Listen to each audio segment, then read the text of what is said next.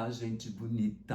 Olá, meus seguidores! Quero falar com vocês sobre Quarto de Despejo, Diário de uma Favelada, de Carolina Maria de Jesus. A primeira coisa que eu quero destacar é que esta mulher era uma guerreira. Negra, neta de escravizados, ela aprendeu a ler graças à patroa da mãe, que estabeleceu como condição para contratar essa mãe que ela matriculasse sua filha numa escola. Infelizmente, Carolina só teve 2 anos de educação formal, porque a mãe depois se mudou para a zona rural, o que obrigou a menina a abandonar a escola. Mas o mais interessante é que esses 2 anos, só esses 2 anos, já foram suficientes para marcar a Carolina do amor pela leitura. Olha a qualidade desse colégio lá em Sacramento, o colégio Allan Kardec. Eu acho tão fofa, tão itimalia essa história da Carolina sair correndo da escola dela, né? Feliz porque ela conseguia ler tudo que ela ia encontrando pelo caminho. E foi esse gosto pela leitura que praticamente salvou Carolina Maria de Jesus. Porque imagina, nascida no começo do século XX, mulher, negra, Carolina Maria de Jesus deve ter sofrido muitos obstáculos na vida, mas nunca parou de ler. Que lição, hein?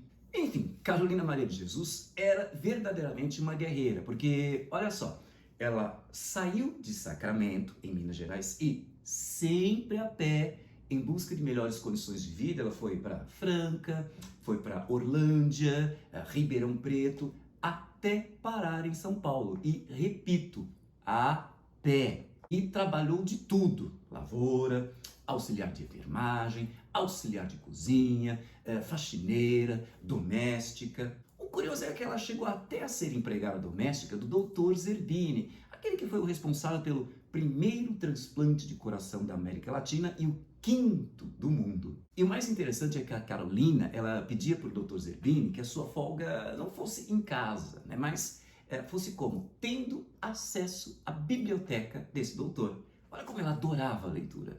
Mas um dia ela acabou ficando grávida e acabou sendo demitida de onde ela trabalhava como doméstica.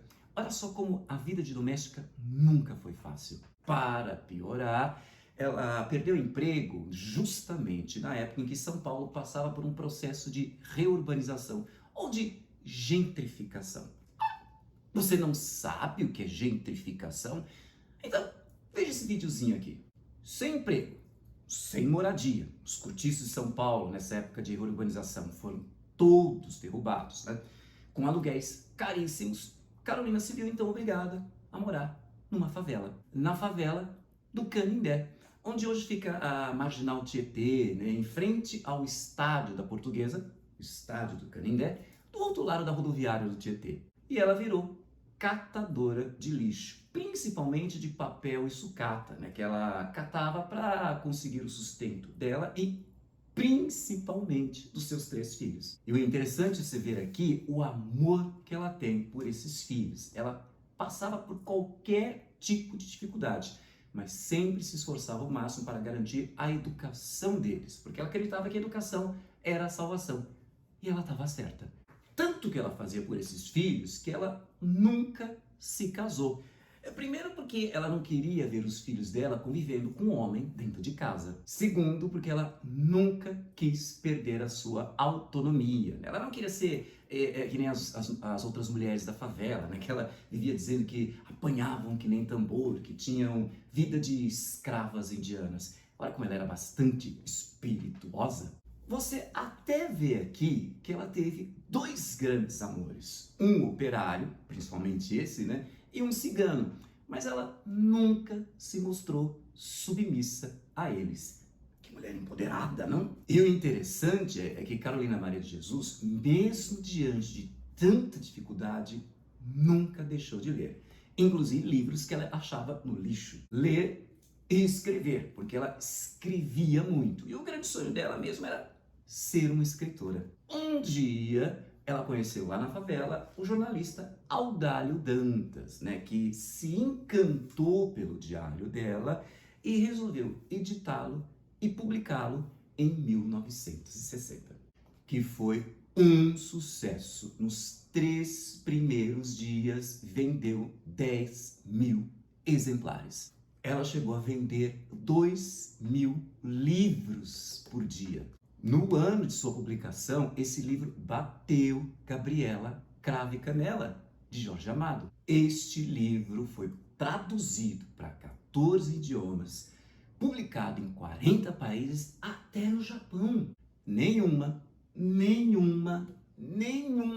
edição da literatura brasileira obteve tanto sucesso assim. Carolina, na época, virou uma febre, ou o que alguns chamam, né, de visibilidade espalhafatosa. Tá, ela ganhou muito dinheiro, acabou saindo da favela, mas aí é que tá o problema, né? A partir do instante em que ela saiu da favela, a febre começou a passar, né? Porque a maioria das pessoas se atraía pela figura dela e desse livro, porque ela era uma exótica, uma favelada que escrevia, né? Não sei se você me entende. Ninguém a via como escritora favelada, né? Mas como uma favelada escritora. Aliás, esse deslocamento a gente percebe muito neste livro, né? Porque a Carolina, ela acaba se tornando exótica, né? Gauche, digamos assim. Ela não se encaixa, porque para o pessoal da favela, por ela ser muito culta, ela é vista como pernóstica, né? Uma mulher que se acha. E para quem está fora da favela, ela também é vista como um elemento estranho, né? Ela é vista como o quê? Uma mulher que não reconhece o seu lugar. Muito triste isso, né? É muito sofrida essa coisa de... essa solidão de nunca conseguir se encaixar. Mas o que mais você precisa saber sobre esse livro? É que ele, como o subtítulo indica, né? Diário de uma favelada, ele é um diário, ou seja, um gênero, né? Que faz parte daquilo que se chama ego documents, ou literatura confessional, que alguns consideram um gênero bem feminino. Como diário, né, você vai ter um tom intimista, confessional, que fala do cotidiano.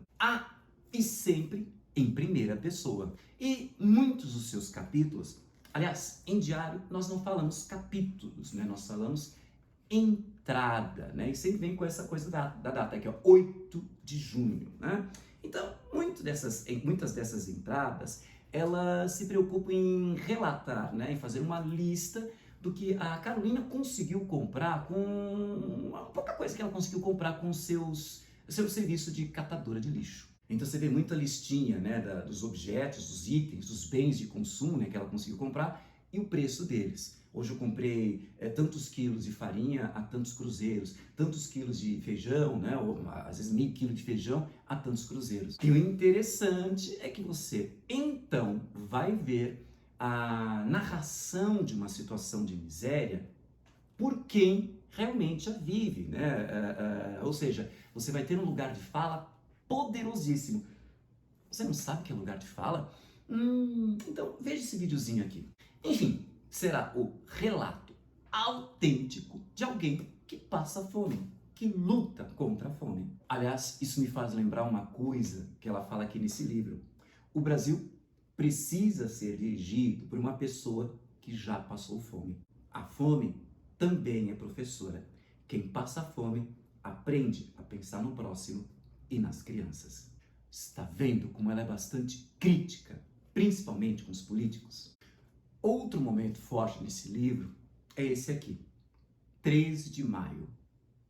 Hoje amanheceu chovendo. É um dia simpático para mim.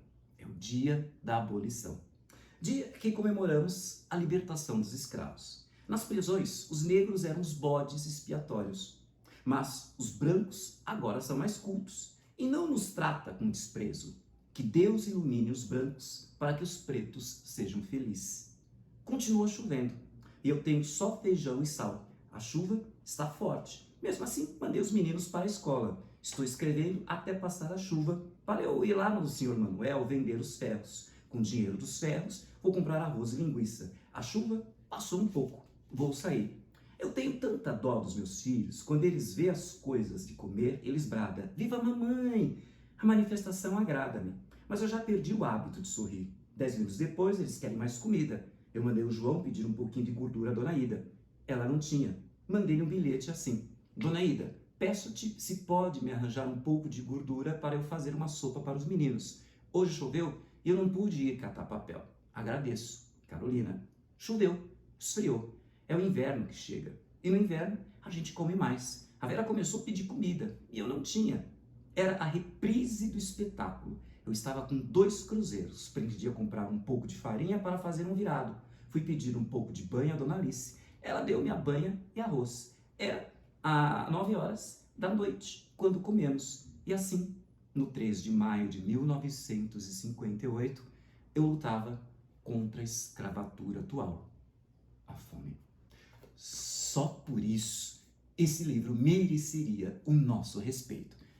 Mas tem gente que olha torto para Quarto de Despejo. Bah, gente preconceituosa que não entendeu o valor desse livro. Vivem falando, até mesmo na imprensa, né, que Carolina é analfabeta. Analfabeta escrevendo livro? Você manca, gay! Os mais bonzinhos dizem que ela é semi-alfabetizada. Você manca, gay! Outros dizem que ela é mal alfabetizada. Você manca, gay! Mas, né, se você encontrar uma bobagem dessas em alguma alternativa, né, de questão de vestibular, e não existir, né, a alternativa melhor, Me aceita. Dói menos. o que se pode dizer, na verdade, é que ela não domina a norma culta. O que também não quer dizer que ela não escreva bem. O que se pode dizer, então, é que ela tem, ao lado de desobediências à norma culta com relação à ortografia, à concordância, à regência, o quê? A apresentação de termos muito sofisticados, que vêm das leituras dela, de Castro Alves, Casimiro de Abreu, Olavo Bilac. As inimigas vão dizer que essas palavras sofisticadas, né, são o efeito lantejoula, ou então seria um ingresso ou uma chave, né, que a Carolina estaria usando para tentar entrar na elite. Beijo no ombro, só pra invejosas de plantão. Isso mesmo. Beijo, o melhor. Um colar de beijos, né? Quanto recalque desse povo. E sabe o que é pior? Guimarães Rosa mistura também termos populares com termos eruditos, várias vezes se desvia da norma culta, cria uma outra forma de usar a língua portuguesa, como a Carolina, e ele é elogiado. Ah, esqueci, né? O nosso mundo é racista, machista, falocêntrico e eurocêntrico. Mas quer uma prova de que o texto dela é literariamente muito bom? Veja um trecho desse documentário aqui. Quando tô na cidade, tenho a impressão que tô na sala de visita, com lustre de cristal, tapete de veludo, almofada de cetim. Quando tô na favela, tenho a impressão que sou um objeto fora de uso, digno de estar em um quarto de despejo. Percebeu a riqueza do texto dela? Não? Vamos analisar. Tudo bem, né, que nós temos desvios em relação à norma culta, né, quanto à ortografia, por exemplo, né? Ela escreve cetim no lugar de cetim, viludos no lugar de veludos. Ou então, quanto à regência, né, porque ela escreve tem impressão que, em vez de escrever tem impressão de que. Você manca, gay! Verdade, né? Te manca, gay. Olha como o texto dela é bem rico e bem organizado.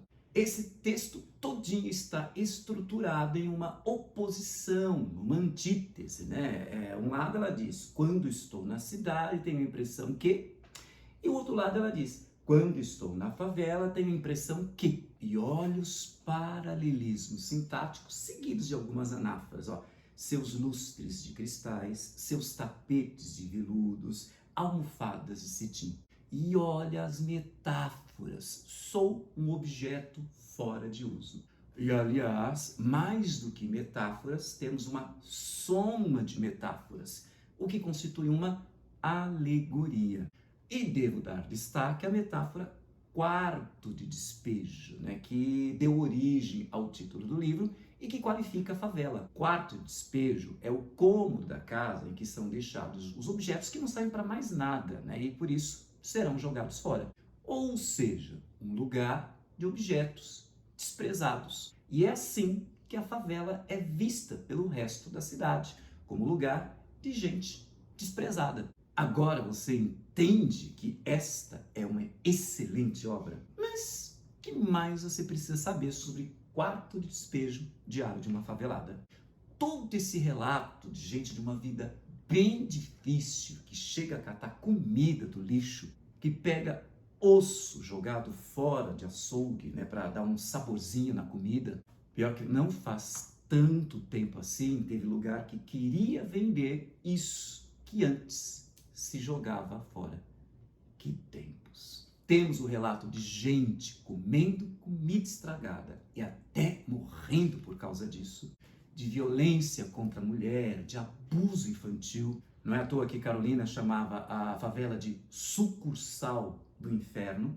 E tudo isso é relatado num diário que vai de 15 de julho de 1955 até 1º de janeiro de 1960. Ou seja, percebeu? Bem nos anos de JK, de Juscelino Kubitschek. Lembra? Dos 50 anos em 5. Momento, né? Aquele momento em que o Brasil passava por um surto de desenvolvimento, por um surto de progresso. Esse livro, então, nos mostra que esse progresso não foi para todos. Ou então, nos mostra qual foi o preço desse progresso. O pior, a última entrada desse livro é de 1º de janeiro de 1960. Ou seja, ano novo, vida velha. Não mudou nada para ela. Por fim, uma questão polêmica e complexa nesse livro: o racismo. Há momentos em que a Carolina de Maria de Jesus, ela acredita numa igualdade racial. É quando ela diz que a doença que ataca o branco também ataca o negro. A bebida que deixa o branco bêbado também deixa o preto bêbado. Mas há momentos em que ela acredita na superioridade do negro. É quando ela diz, por exemplo, que cabelo de branco é submisso. Onde você põe, ele fica. Já cabelo de negro não, ele é rebelde. Que nem ela, né? Nada submisso. Mas há momentos em que Carolina, negra, acaba sendo racista. Como quando, por exemplo, tem um menino que fala para ela: eu queria que você fosse minha mãe. Porque a Carolina, ela educa não batendo, mas argumentando e orientando. É aí que ela diz: você não ia gostar de ser meu filho, né? Porque você ia nascer preto. Ou então, quando ela, chateada, né, com um homem que a desprezava, ela diz: eu devia ser que nem aquelas negras escandalosas para fazer você passar vergonha comigo. Enfim, o velho racismo estrutural, que faz até com que uma negra, que é contra o racismo, acabe assumindo, sem querer, atitudes racistas. Em resumo, vale a pena ler esse livro. Enfim, esses são os elementos mínimos que eu queria que você soubesse em relação a Quarto de Despejo, de Carolina Maria de Jesus. Se você gostou, curte aí, deixe o seu comentário e compartilhe em suas redes sociais. Porque conhecimento é para isso mesmo, é para ser compartilhado. E não se esqueça de se inscrever em nosso canal e de ativar o sininho para ficar sempre sabendo de nossas novidades. Um beijo, sabor Carolina Maria de Jesus. Maravilha, hein? E até o nosso próximo encontro.